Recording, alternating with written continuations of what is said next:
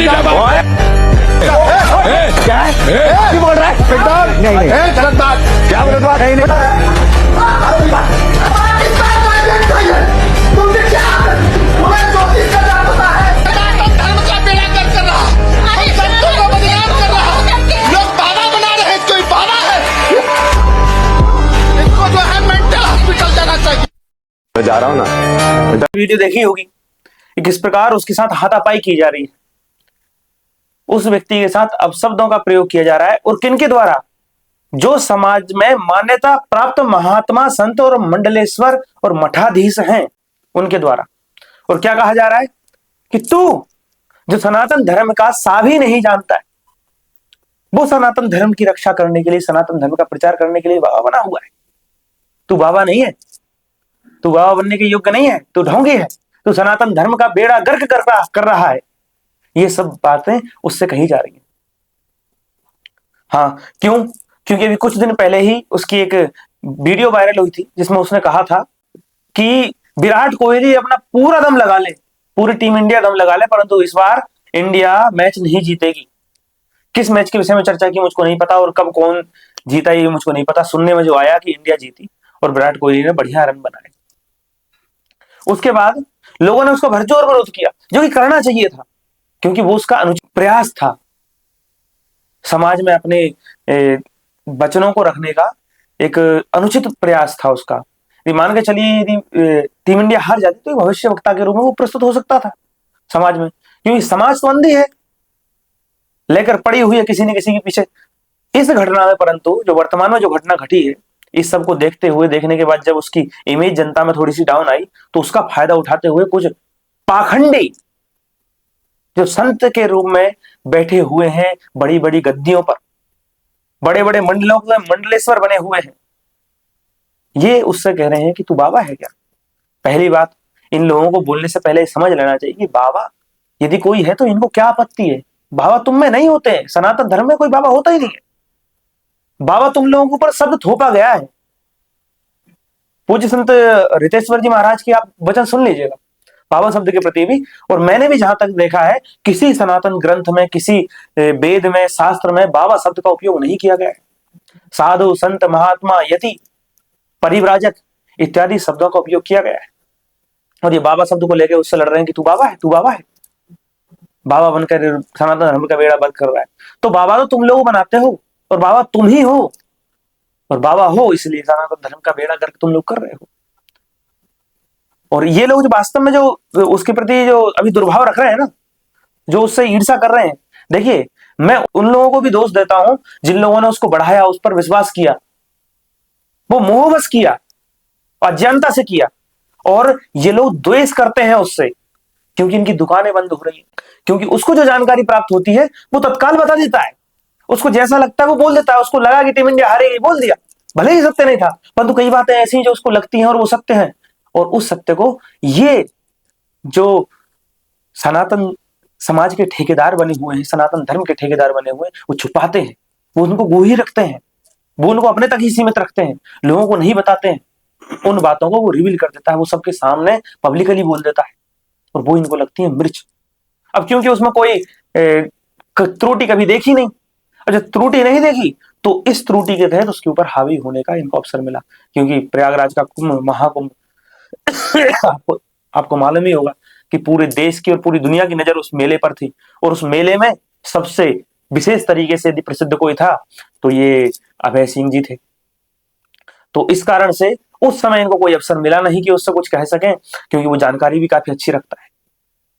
खोजी में मानता हूं, देखिए उसको महात्मा, संत इत्यादि में उपाधियां नहीं देता हूं, और मैं बाबा भी नहीं कहता, परंतु हाँ खोजी है, कई दुर्व्यसनों में लगा हुआ है, वो कई चीजों को त्याग कर आया है, वो खोज में लगा हुआ है।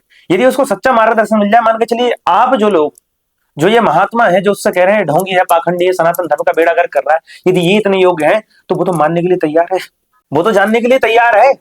तुम लोग क्यों उसको नहीं बता देते कि सनातन धर्म क्या है, दर्शन क्या कहते हैं, क्या होती है सिद्धि, क्या होता है परमात्मा, क्या तुम जानते हो? खोजी बनो, भोगी नहीं। इतना तो मैं कह सकता हूं कि वो व्यक्ति भोगी नहीं है, खोजी है। भले जनता में कहीं तक गया हो, परंतु जो ये उसके पीछे पड़े हुए हैं ये भोगी हैं, मनमौजी हैं। योगी तो कदाचित नहीं है।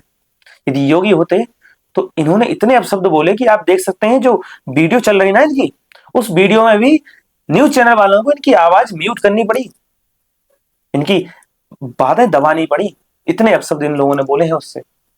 और उसको न्यूज चैनल के अंदर ही उसको बंद कर रखा गया काफी देर तक और बाहर नहीं निकलने दिया गया। मैं तो ये कहता हूं इन लोगों से ज्यादा सावधान होने की जरूरत है, जो लोग द्वेष पूर्वक उस व्यक्ति के पीछे पड़े हुए हैं और उस व्यक्ति का अनिष्ट चाहते हैं। मैं तो भगवान से प्रार्थना करता हूं कि उस व्यक्ति का भला करें, क्योंकि वो इस मार्ग पर निकला है और संत समाज के मध्य में वो अपना समय दे रहा है, तो उसको कुछ ना कुछ उत्तम मिले जिससे उसके जीवन का उद्धार हो।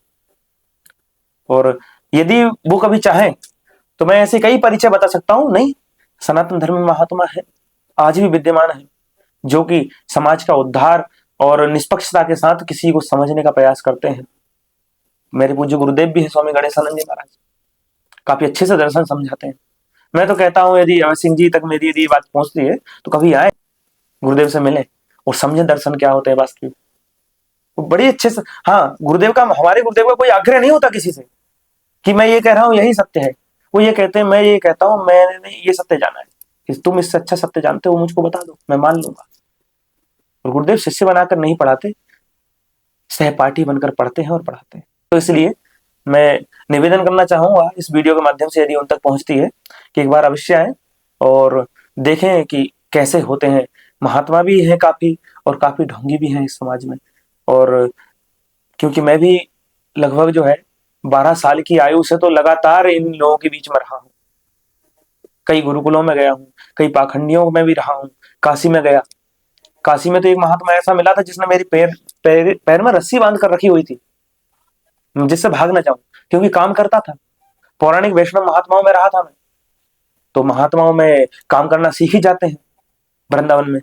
तो कार्य इतना अधिक करता था कि जैसे ही काशी में गया पढ़ने के लिए उसके पास, तो उस व्यक्ति ने क्या कहते हैं काम कराया, मैंने काम श्रद्धा से किया। अब काम श्रद्धा से किया और उसमें मेरे को कुछ मिला नहीं, मैं क्योंकि भगवान को जानना चाहता था। निकला मैं राह पर, जैसे ही पता चला कि इनके पास से कुछ नहीं मिलेगा, तो फिर मैंने कहा मैं देखो संत हूँ, व्रत हूँ, वैष्णव हूँ, तो मुझे जाने दीजिए। और मैं निकला वहां से। उन्होंने ऐसे मना किया, अनुमति नहीं दी, तो मैं ऐसे उनको बिना बताए निकले। उन्होंने पकड़ा, दोबारा पकड़ के वापस रखा और पैर में रस्सी बांध दी। ऐसे ऐसे लोग सनातन धर्म में बैठे हुए हैं। अब सोचिए, मैं मार्ग पे निकला था, ऐसे ही पैरों पर बेड़ियां, कहीं मैं चाहता हूं अभय सिंह जी के पे न पड़े। वैसे योग्य है, वो बड़े हैं काफी, नहीं पड़नी चाहिए, परंतु आग्रह की बेड़ियां बड़ी मजबूत होती हैं। किसी आग्रही व्यक्ति के यदि वो चंगुल में गई तो उससे निकल नहीं पाएंगे। शीघ्र से शीघ्र सदगुरुओं को पकड़िए और सदगुरुओं के मार्गदर्शन में चलने का प्रयास कीजिए, वरना ऐसी आपत्तियां दिन प्रतिदिन आती ही रहेंगी। और महर्षि दयानंद हुए हैं, उन्होंने भी काफी पुरुषार्थ किया है। आपके जैसे मैं जानता हूं कि महर्षि दयानंद के मार्ग से जुड़े हुए हैं आपके परिवार के लोग, महर्षि दयानंद के अनुयायी हैं, तो वो मार्ग भी गलत नहीं है। महर्षि दयानंद पर भी भगवान शिव की ही कृपा है। भगवान शिव किसको मानते हैं, क्या नहीं मानते, ये सब चीजें बड़ी गूढ़ हैं। कुछ आर्य समाजी कह सकते हैं इस बात को लेकर कि महर्षि दयानंद पर शिव की कृपा है। वास्तव में यही मानता हूं कि शिवरात्रि का यदि व्रत महर्षि दयानंद नहीं रखते तो शायद वो बोध भी नहीं होता, जिस बोध के विषय में चर्चा करते हैं, जिसको बोध दिवस मनाया जाता है महर्षि दयानंद का। तो सभी अपराधियों के कृत्यों पर अंकुश लगना चाहिए और किसी राही को, किसी इस मार्ग में चलने वाले व्यक्ति को इनके कारण कोई कठिनाई ना हो, इसलिए इनसे थोड़े सावधान और सचेत रहिए। जो देखने वाले हैं उन सब के लिए भी मैं यही कहूंगा। और हाँ, अंततः गत्वा जाकर यही कहूंगा कि ये लोग भी अपने आप को समझें और अपना उद्धार करें। जिन लोगों के विषय में मैं कह रहा हूँ वो अपने आप समझ सकते हैं, उन तक वीडियो पहुंच भी सकती है, उन तक मेरी सूचना पहुंच भी सकती है। तो जय सिया राम, जय हनुमान सभी को।